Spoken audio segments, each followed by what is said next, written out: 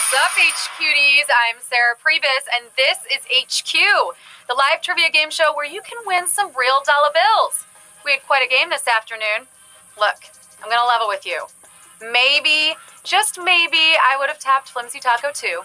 But the food item flauta that looks like a flute also literally translates to flute. Could have been worse, like bird's nest soup, anyone? Not my Domino's? Guess you learned something on your Taco Tuesday. Shout out to Mike and Emma Azule. Happy birthday, Casey. Yeah, your daughter asked for a shout out. Nice daughter. Happy retirement to Linda Hardy, playing HQ on your retirement. Kind of how I envision mine. Happy birthday, Priyanka and George Morris.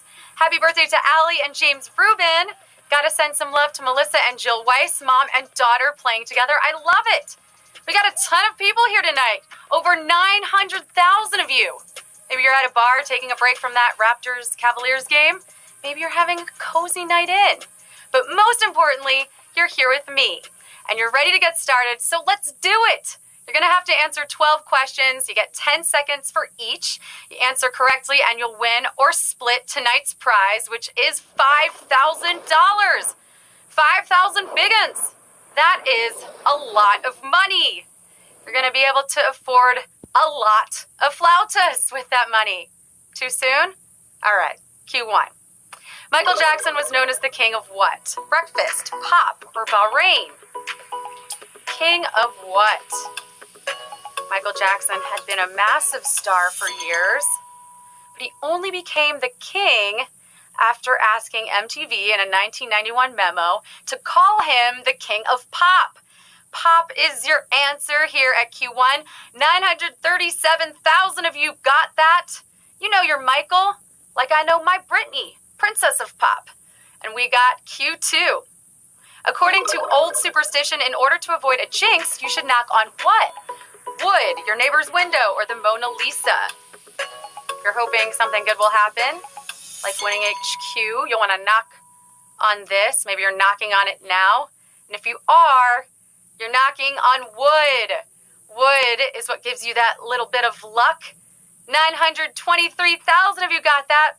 Honestly, I just knock on anything that's around. Sometimes there's no wood. Whatever it takes to get that little bit of luck. Now, to the 5,000 of you that tap on your neighbor's window, maybe you should stop. And to the 1,800 of you that go for the Mona Lisa, I'm surprised we haven't called security on you yet.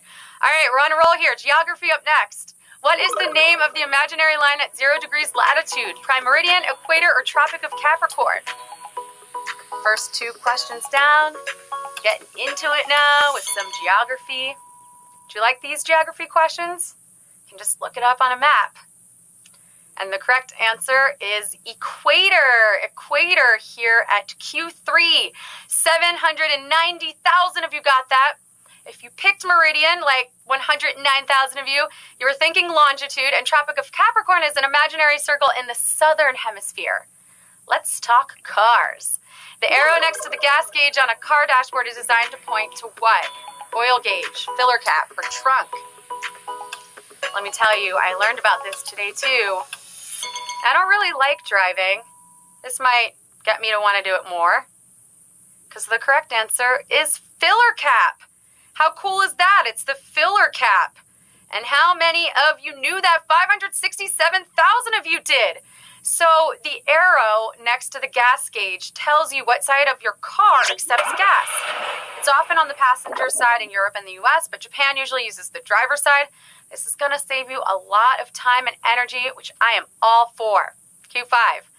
Frenchman Fernand Lamaze came up with a popular technique for what? Childbirth, serving a tennis ball, or frying potatoes. Fernand Lamaze. What is he known for? Well, using Dr. Lamaze's name is a much easier way to describe this technique, which is also known as the psychoprophylactic method. Ah, how romantic.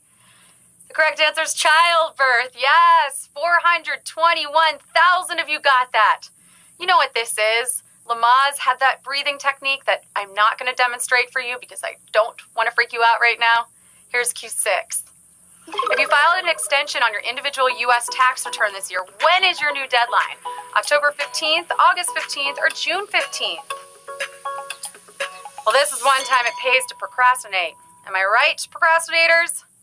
This is something you can use in your defense. Because if you filed for an extension, then you know that your new deadline is October 15th. You have until October. 152,000 of you got that, but we have our first slightly savage question here at the halfway point. 230,000 of you thought that it was August or June. You know, the IRS isn't that bad sometimes. Q7. Which of these phrases has not been the title of a James Bond film? Tomorrow is not enough, Live and Let Die, or For Your Eyes Only? So many movies. 25 of them to be exact. Do you know all of them? How many times can this guy save England, huh? Well, he didn't. And Tomorrow is not enough.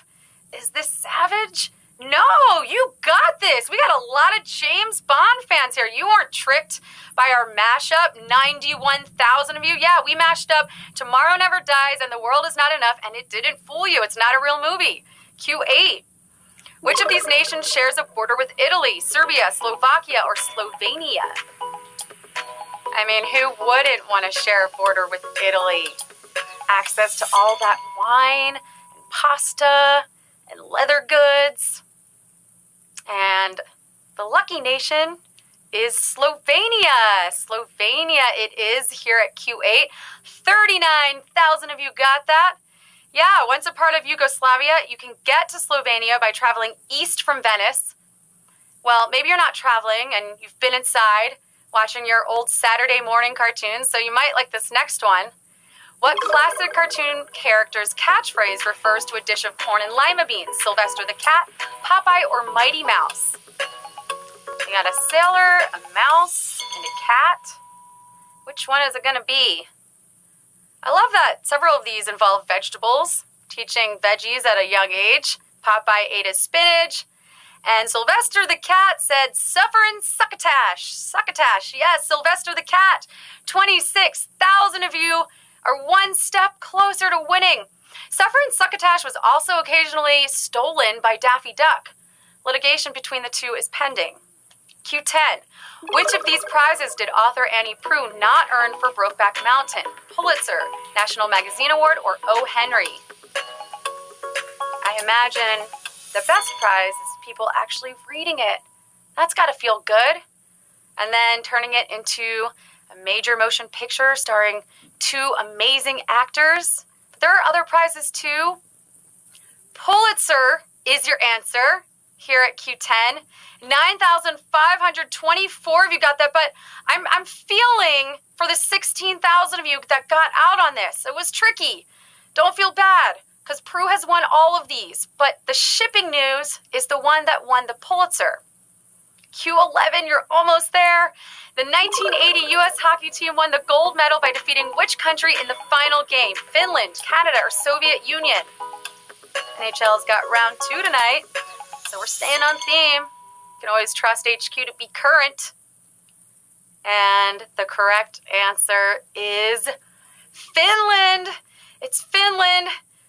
And 3,000 of you got that, but as suspected, this is a savage question. Savagery here at Q11. I don't like savage questions. I want you to get till the end. I'm feeling your pain. And I see why the 5,700 of you picked the Soviet Union. But that was semifinals. Yeah, the famous win was against Russia. The Do You Believe in Miracles? But that was 2 days before this final win. But are you ready for your final win in HQ? Because this is it, the final question. We started with over 900,000 people, almost a million. We're down to 3,000. We have 5,000 at stake. Here it is, Q12. The phrase, always a bridesmaid, never a bride, was popularized by an ad campaign for what?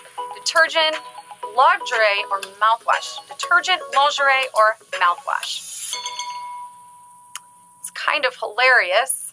This ad referred to a single person at 30 as tragic. That's not true. We're not tragic. Come on.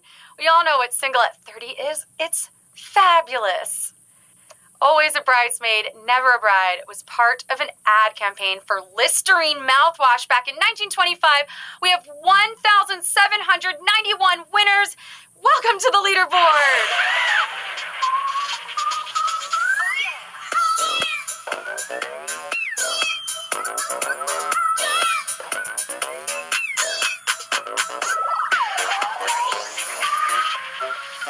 We had half of you out on that last question there. Oh, mouthwash for the win on Q12. But congratulations to 1,791 of you taking home almost $3.